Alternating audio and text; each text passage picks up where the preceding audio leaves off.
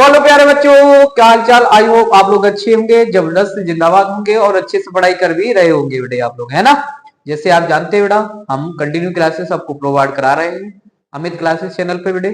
ठीक है, जिसमें आज का जो नेक्स्ट लेक्चर होगा उसमें हम आपको पढ़ाएंगे बेटे गोलीय कोष के कारण वैद्युत क्षेत्र की तीव्रता। क्या पढ़ेंगे? गोलीय कोष के कारण वैद्युत क्षेत्र की तीव्रता के बारे में हम आपको यहाँ पे बात कर रहे होंगे। इससे पहले क्या पढ़ाया था बेटा हमने? इससे पहले आपको पढ़ाया था अनंत समतल चादर जो एक समान आवेश है, तो उसके कारण वैद्युत क्षेत्र की तीव्रता के बारे में हमने डिस्कशन किया था। ठीक है, ये सब है क्या? ये गॉस की प्रमेय के अनुप्रयोग है बेटा। हमने गॉस की प्रमेय के बारे में बता चुके हैं इसमें। ठीक है, और आज के जो टॉपिक रहेगा गोलीय कोष के कारण वैद्युत क्षेत्र की तीव्रता।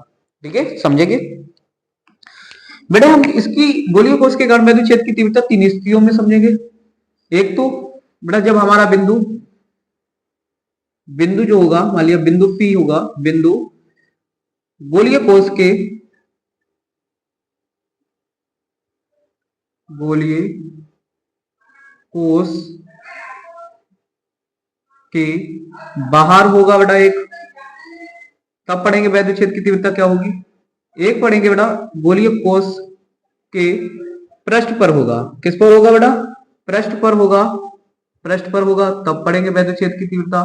और एक पढ़ेंगे बेटा तीसरे नंबर पे पढ़ेंगे जब बिंदु बिंदु गोलीय कोष के कैसे हो बेटा? अंदर हो, तब वैद्युत क्षेत्र की तीव्रता का मान क्या होगा, इतने के बारे में हम पढ़ेंगे बेटे। ठीक है ना बच्चा, समझ में आ रही बात? ठीक।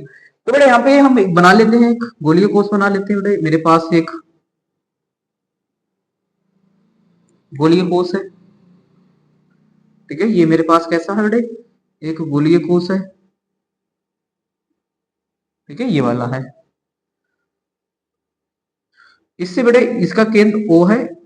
इससे बेटे मैं क्या करूंगा, इससे R दूरी पर आप इस गोलीय कोष की त्रिज्या को लेके चलो। आप बोल सकते हैं, हम यहाँ पे बोल सकते हैं कैपिटल R है। क्या ले सकते हैं बेटा? कैपिटल R इस गोलीय कोष की त्रिज्या है। और बेटे यहाँ से इससे इसके केंद्र से R स्मॉल r दूरी पर, कितनी दूरी पर बेटे? स्मॉल r दूरी पर एक बिंदु P लेंगे जहां पर हमें वैद्युत क्षेत्र की तीव्रता निकालनी है। तो बाहर हो गया ना, गोलीय कोष के बाहर हो गया। ठीक है, तो यहाँ पे वैद्युत क्षेत्र की तीव्रता निकालनी है। अब यहाँ पे वैद्युत क्षेत्र की तीव्रता जब भी प्राप्त हो पाएगी बेटा, जब भी निकाल पाएंगे जब हम गॉस की प्रमेय का प्रयोग करेंगे कहीं ना कहीं, क्योंकि गॉस की प्रमेय का अनुप्रयोग है। तो बेटे हम क्या करेंगे? गॉस की प्रमेय का प्रयोग करेंगे। तो यहाँ से बेटे हमें क्या करना पड़ेगा? पी बिंदु से होते हुए आप लिखेंगे, पी बिंदु से होते हुए गॉसियन पृष्ठ की कल्पना कर लेंगे आप। पी बिंदु से होते हुए एक गॉसियन पृष्ठ की आप क्या करेंगे बेटा? इस तरीके से कल्पना कर लेंगे गॉसियन पृष्ठ की। ठीक है, तो मैंने ये गॉसियन पृष्ठ की कल्पना कर ली यहाँ पे। पी बिंदु से होते हुए गॉसियन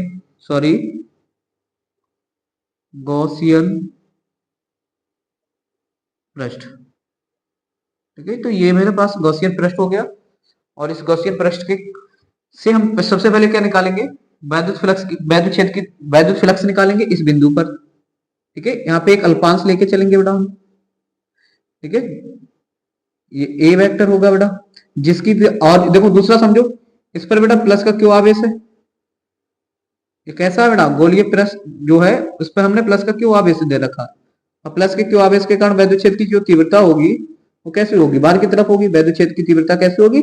बाहर की तरफ होगी। ठीक है, तब इसके क्षेत्रफल सदिश और वैद्युत क्षेत्र की तीव्रता के बीच जो कोण हो जाएगा वो थीटा बराबर 0 हो जाएगा। तो आप पहले निकालेंगे पी बिंदु पर, आप लिखेंगे यहाँ पे पी बिंदु बिंदु पी पर, बिंदु बेटे किस पे? बिंदु पी पर वैद्युत फ्लक्स, वैद्युत फ्लक्स वैद्युत फ्लक्स निकालेंगे बेटा। पी बिंदु पर निकालेंगे वैद्युत फ्लक्स। तो देखिए समझेंगे कैसे निकलेगा। यहाँ पे लिखेंगे फाई ई बराबर हो जाएगा D E vector A cos theta हो जाएगा। ठीक है, ई ए कोस थीटा हो जाएगा। यहाँ पे ई ए कोस थीटा, थीटा कितना हो रहा है? 0 हो रहा। ठीक है, कितना कोण बन रहा? 0 कोण बन रहा, इसलिए हो जाएगा ई ए हो जाएगा। इसकी जो वैल्यू बेटे 1 हो जाएगी, तो बनेगा बेटे मेरे पास ई ए वैद्युत फ्लक्स ई बराबर जो हो जाएगा वो ये हो जाएगी मेरे पास। ठीक है ना बच्चे।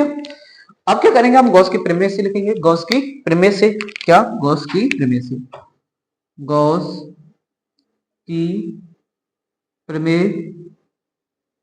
से, गॉस की प्रमेय से। गॉस की प्रमेय क्या कहती है बेटे? गॉस की प्रमेय कहती है फाई, ऊपर लिख लो गॉस की प्रमेय से, यहाँ पे समझते हैं। फाई ई बराबर क्यू बटे का एप्सिलॉन नॉट होता है, ये तो होता है। तो आप इसे समीकरण नंबर 1 डाल सकते हैं और इसे डाल दो समीकरण नंबर 2। आप लिखेंगे समीकरण 1 व 2 की तुलना करने पर, समीकरण 1 व 2 की तुलना करने पर, तुलना करने पर जब तुलना करेंगे बेटा तो क्या बन जाएगा? ये जो होगा ई ए बराबर हो जाएगा क्यू एप्सिलॉन नॉट ए के बराबर हो जाएगा ना बेटे। ए क्या बेटे मेरे पास? ए है मेरे पास बेटा इस गोले का क्षेत्रफल। तो गोलीय कोष लिया ना, इस गोलीय कोष का क्षेत्रफल, गोलीय कोष का क्षेत्रफल क्या होगा बेटा? समझेंगे ई बराबर 4 पाई आर स्क्वायर होगा, बराबर का क्यू बटे का एप्सिलॉन नॉट हो जाएगा बेटा यहाँ पे। तो ये आ जाएगा बेटा मेरे पास ई बराबर, इस वाले को इधर लेके आएंगे तो बनेगा 1 बटे के 4 पाई एप्सिलॉन नॉट को इसी के साथ लिख लेंगे और बन जाएगा क्यू बटे के आर स्क्वायर। ठीक है, यही है बेटे वैद्युत क्षेत्र की तीव्रता।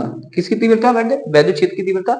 जब बिंदु कैसे हो बेटा? गोल के बाहर हो, गोली को इसके बाहर हो, तो वैद्युत क्षेत्र की तीव्रता के लिए फार्मूला ये हो जाता है। ठीक है, बात समझ में आई होगी आप लोगों को। इसके बाद इसके आगे का हम थोड़ा सा निकाल लेते हैं बेटे। ठीक है,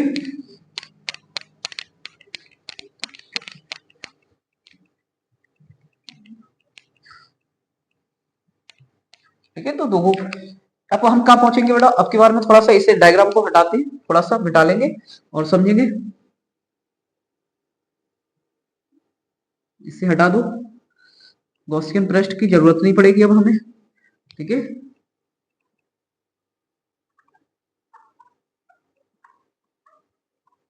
ठीक है, अब वो बिंदु कहां पे पहुंचेगा? पृष्ठ पर ही पहुंच जाएगा, मतलब पृष्ठ मतलब गोले पर ही हो। ठीक है, गोले पर पी बिंदु है मेरा। कहा यहाँ पे वैद्युत क्षेत्र की तीव्रता निकालेंगे तो बेटा देखो आपको यह लग रहा होगा स्मॉल आर बराबर हो रहा है कैपिटल आर के। स्मॉल आर बराबर किसके हो जा रहा है? कैपिटल आर के हो जा रहा है। अरे भाई देखो, अब की बार में गोले पर ही है मेरा बिंदु, जहां पे हमें वैद्युत क्षेत्र की तीव्रता चाहिए गोले पर है। तो आर की वैल्यू जितनी होगी वो स्मॉल आर की वैल्यू होगी, मतलब स्मॉल आर बराबर होगा कैपिटल आर के। तो वैद्युत क्षेत्र की तीव्रता का फार्मूला बनेगा बेटा यहाँ पे 1/4 पाई एप्सिलॉन नॉट और क्यू बटेगा यहाँ पे हो जाएगा आपकी बार में कैपिटल आर स्क्वायर हो जाएगा। वैद्युत क्षेत्र की तीव्रता के लिए बेटा ये फार्मूला निकल के आने वाला है इसके लिए। ठीक है, आई वो बात समझ आई होगी। एक और गोला बना लेते हैं आपके बारे में, तीसरा नंबर। ये तो मेरा दूसरा नंबर सोल्व हो चुका है, तीसरे नंबर को थोड़ा सा और समझेंगे। बेटे मेरे पास ये गोलीय पृष्ठ है, इस पर प्लस का आवेश रखा हुआ है।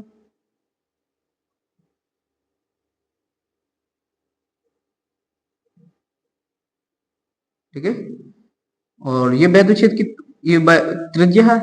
ठीक है, आपके बारे में बिंदु को मैं यहाँ पे लेके आता हूँ। ठीक है, बिंदु किसके अंदर आ गया? गोले के अंदर, गोलीय कोष के अंदर है। तो क्या इस बिंदु से कोई वैद्युत बल रेखाएं गुजरेंगी?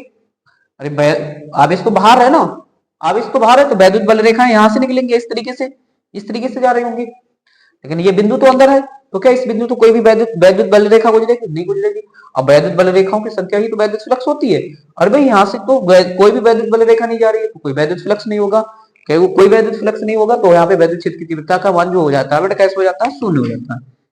तो आप बोलेंगे बेटा आप ध्यान रखेंगे वैद्युत क्षेत्र की जो तीव्रता होती है, वैद्युत क्षेत्र की तीव्रता कहाँ पे? गोले के अंदर वैद्युत क्षेत्र की तीव्रता का जो मान होता है वो कितना होता है बेटा? 0 के बराबर होता है।